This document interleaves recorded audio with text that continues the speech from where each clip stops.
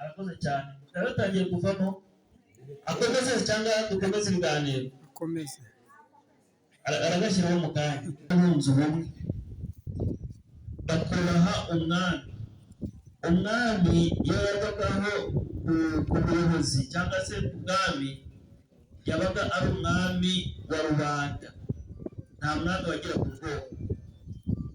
Nubwo yabaga avuye mu bwoko runaka, ariko yageraga ku bwami, yabaga ari umwami wa bose. Igihugu rero cyagira ibibazo cyangwa se cyaterwa, ntabwo barebaga ngo ni abantu runaka, bose bafatanyirizaga hamwe bakajya kurwanira igihugu batitaye ngo ni kuri bandi. Ariko umuzungu aho yaziye, babanje kureba Afurika, basanga Afurika imeze neza, aho bari bari iwabo, bati tugiye kuyigabana. Mu kuyigabana rero, hari ibihugu bimwe byabonye abakoloni bibasha kugira iterambere, ariko nyine hari n'abandi babigendeyemo, aho batwaraga abacakara bakabajyana kujya guhinga ibisheke n'ibindi bikorwa by'imirimo ivunanye hanze. Ariho bamwe mujya mubona kuva ngo igihugu runaka kiravanze abazungu n'abirabura. Harimo abatwawe icyo gihe kera, bakatwarwa babashumitse ku minyururu, tuvuge niba bahagurikije abantu nka 500, hakazagira abantu nka 20. Bamwe bakagenda bagwa mu nzira, inzara, inyota, bakagenda bagera no mu bwato, bamwe bakajya bapfa, bakajya bajugunya mu nyanja. Abagezeho nibo bageraga bakababyaza umusaruro, bakajya kubahingira mu mirima yabo. Icyo gihe iterambere ryabaga ritaraba ryinshi, bakajya bagakoreshwa iyo mirimo y'uburetwa. Ujya mumva muri Amerika niho bakundaga kujya cyane, hari ibihugu byinshi bifitemo abirabura babonye ubwenegihugu, ariko nabo kugira ngo babe abo bari ubu ngubu harimo babiharaniye kugira ngo niba umuzungu we yagendaga muri gari ya moshi cyangwa mu modoka, akaba atemerewe ko iyo modoka umwirabura ayigendamo, akavuga ngo umwirabura nyine aranduye, ntashobora kugendana nabo. Biza kugira igihe bamwe baravuga ati tugomba kurwanira ubumwe bwacu, barabiharanira kugeza iyi saha. Mwumvise ko no mu butegetsi bw'igihugu muri Amerika hasigaye harimo n'abirabura n'abandi batandukanye. Ubwo rero no mu gihugu cyacu nuko byagiye bigenda, abaturage bari babayeho kimwe, bagabirana, bashimye uko bari, ariko umuzungu amaze kuhagera atangira kubacamo amacakubiri kugira ngo abashe kubayobora. Bamwe yasanze bari bafite uko babayeho, atangira kuzamura bamwe kugira ngo abagaragaze ko batikamijwe n'abandi, biraviramo urwangano rurakomeza. Bamwe babita abahutu, abatutsi n'abatwa, bigenda bikura kugeza igihe bavuga ngo bamwe nimuharanire ubwigenge bwanyu. Dore abo ngabo bakomoka ku bwami barabatsikamiye, namwe nimuzamuke mufate ubutegetsi, namwe muyobore. Icyo gihe habaye ibintu bibi cyane, wenda bariho muri za 59 bajya babyumva ko habayeho kwica abantu. Abandi uko bagiye babivuga, Repubulika ya mbere ibaho, yakemura ikibazo cy'abantu b'impunzi n'abandi bari babayeho nabi batotezwa.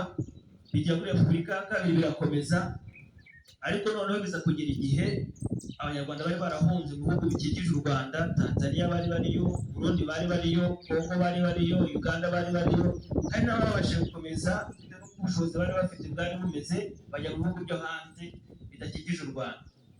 Ariko haza kubaho igitekerezo cyo kuvuga ngo isi tuzaba mu buhungiro kugeza na ryari.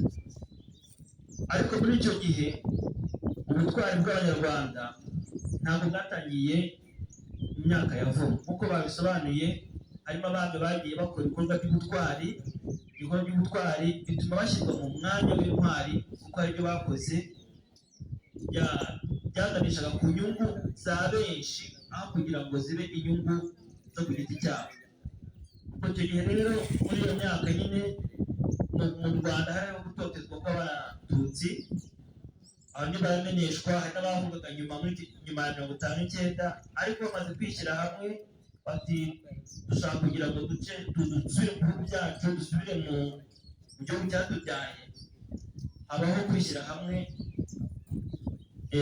ku itariki ya 10 ya mbere y'ukwa cumi, baratera mu Mutara. Bateye haza kubaho igihe cy'ibiganiro n'imishyikirano kugira ngo bumvikane, bemere kugira ibyo bumvikana kugira ngo za mpunzi zitahe zisubire mu gihugu.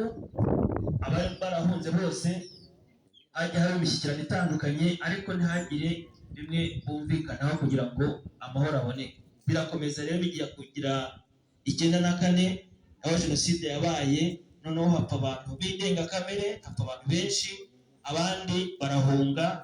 Muri 94 mujya mwumva ko mu badusomeye harimo abantu bagiye bakora ibikorwa by'ubutwari bakanga gukora jenoside, kandi wenda bari bafite uburyo n'ubushobozi bwo kuba bayikora, ariko kuko wenda bari bifitemo ubumuntu babikora. Mwumvishe uriya mu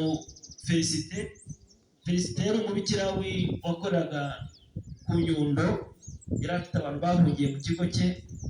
Bavuga ko yari afite musaza we w'umusirikare wari ukomeye, yaje kumuhungisha aravuga ngo ntabwo najya nsize bano bantu bangana gutya. Biba ngombwa ko igitero cyaje kwica abo bantu no mubikira yaguyemo, yanze guhunga amataba ate abo yari ashinzwe bari bahungiye mu kigo cye, yemera gupfana nabo.